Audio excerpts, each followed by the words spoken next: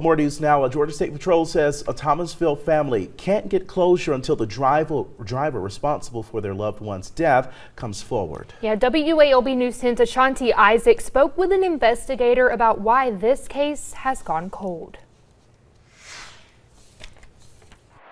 Nearly 2 years after a hit-and-run claimed the life of 44-year-old Marvin Graham, Georgia State Patrol has classified this accident as a cold case, but investigators are still trying to determine who was responsible.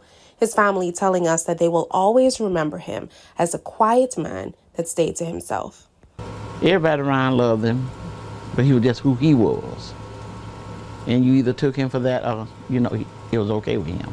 He was just Marvin. When he get ready, he'll walk the town sometime, hang around town, and come back home. And on June 24, 2023, Graham would take his final walk to Dollar General on Georgia 35, where he would cross the street attempting to go home when he was struck by multiple cars, leaving very little evidence of the cars that struck him.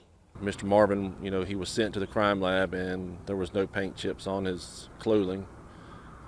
Several leads have resulted in it not being the vehicle. Corporal Cope showed me the only surveillance footage captured from that night, but because of the minimal damage left behind, investigators are still unsure if the vehicle was involved, which is why I am unable to show you that footage. We did see one vehicle, possibly a truck, a dark color truck, that looked like it had its left front headlight out. Investigators say the drivers were not at fault during this accident because there is no crosswalk, so pedestrians have to yield to traffic.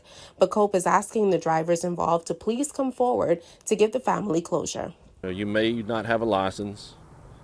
You may be DUI, and we can deal with that. But when you leave the scene, it becomes another crime, and at this time, that person is facing leaving the scene of a crash with a fatality. If you have any information related to this accident, please contact GSP at 229-931-7000.